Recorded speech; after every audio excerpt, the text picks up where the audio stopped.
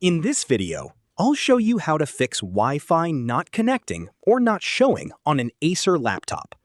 First, right-click the Start menu and select Device Manager. Expand the Network Adapter section. Look for your wireless adapter. Right-click it and select Enable Device if the option is available. If the adapter is already enabled, right-click it and select Update Driver. Then choose Search Automatically for drivers and wait for Windows to check for updates.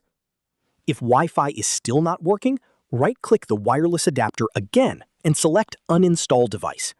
Confirm the uninstall and restart your laptop. Windows will automatically reinstall the Wi-Fi driver after the restart. You can also open Settings, go to Network and Internet, and select Advanced Network Settings. Click Network Reset, then select Reset Now. This will reinstall your network adapters and restore your network settings to their default state. After the reset is complete, restart your laptop.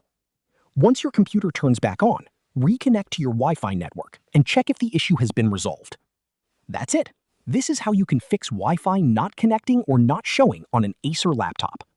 If you found this video helpful, don't forget to like the video, subscribe to our channel, and press the bell icon for more tutorials. Thanks for watching.